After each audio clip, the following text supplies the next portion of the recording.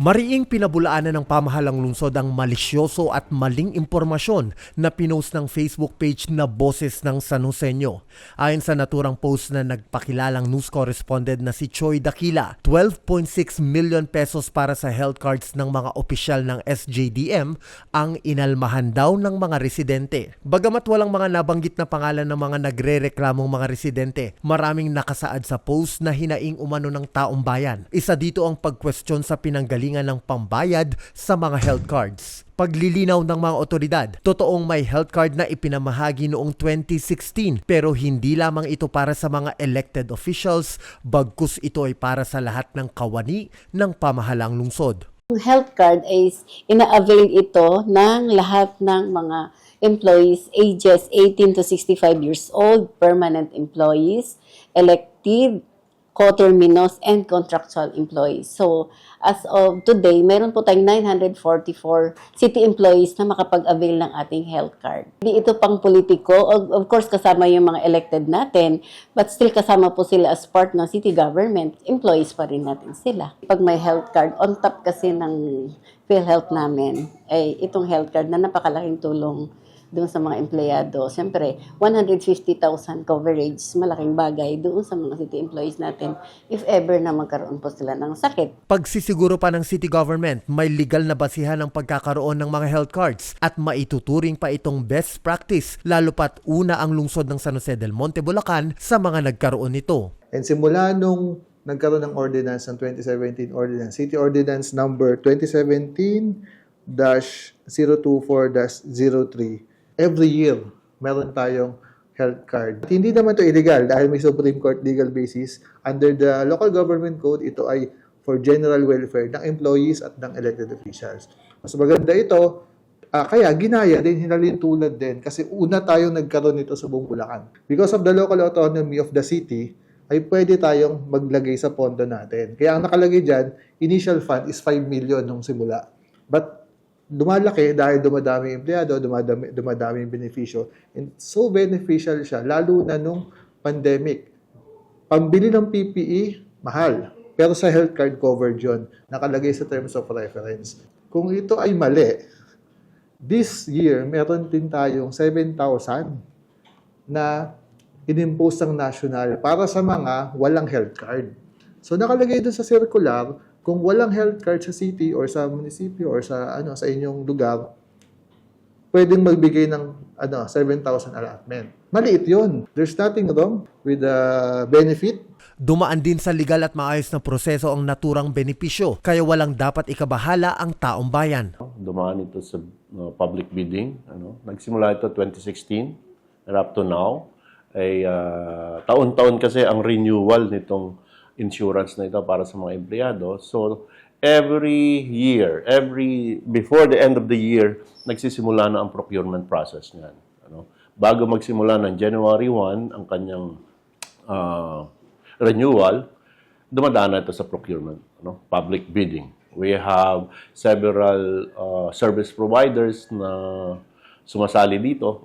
Actually, minsan, iniiba nga natin yung service provider kasi we're looking for the best alternative, best option na magbibigay ng insurance sa mga empleyado. Si Jules na 4 na taon na sa city government, malaki ang pasasalamat sa health card lalo pat mayroon siyang kondisyon sa puso. Siyempre po, empleyado po ako, sumasahod po ako para sa sarili ko at para masuportahan yung family ko.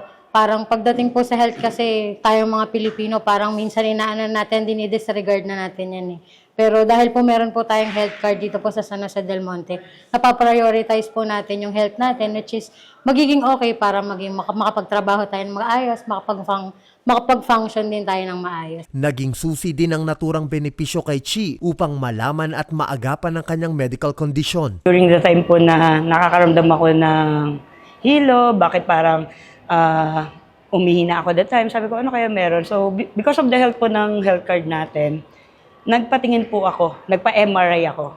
Okay? So alam naman po natin, MRI hindi naman ganun na mura, di ba? So nagpa-MRI ako, doon ko po nalaman na I have the case na with regards po sa blood. So the health card, baka nagkaroon na rin po ako ng ay wag ko nang paggamot to kasi mahal na maging gastusan. Pero with the health card, na-sustain ko po yung pangangailangan ko sa aking health condition. Nandito ako ngayon, malakas ako, nakakapag-serbisyo ako sa taong bayan. Ang City Government Employees Association mariing kinondena ang pagpapakalat ng fake news. Panawagan nila, huwag sanang lagyan ng bahid politika ang napakagandang programa. Ito lamang pong health card na ito ay karagdagang benepisyo. Kung titingnan natin ay kulang ang kinikita ng ating mga kawani. Lalo na pag dumarating na tayo sa punto na sinusubok pagdating sa pangkalusugan natin. So naisip ni Mayor Arthur B. Robes kasama ang bumubuo na sangguniang panlungsod na kung ano yung maaari pang maidagdag na benepisyo na pwedeng ibigay sa ating mga kawani. At dito nga ay lumabas ang health card kung saan napakalaking tulong talaga ng health card na ito sa ating mga kapwa kawani.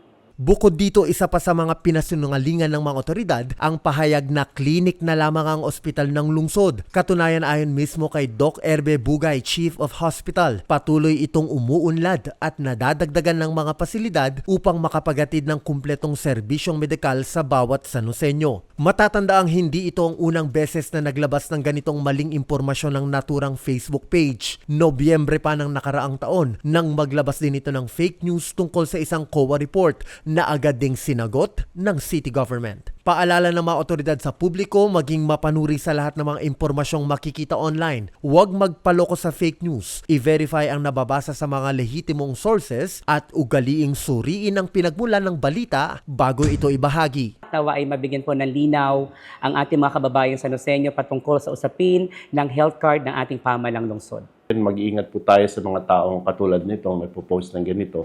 Yung mga impormasyon na ipinamimigay nila o inalalathala nila sa social media ay napakalaking bagay na nakaka-impluwensya sa pag-iisip ng ating mga mamamayan.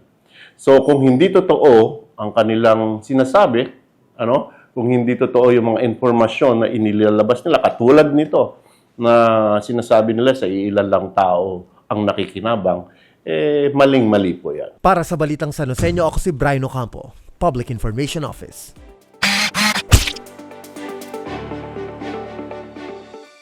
Thank you for watching. Para sa napapanahong balita at impormasyon, tumutok lang sa City of San Jose del Monte Public Information Office Facebook page at iba pang mga social media pages ng City Government.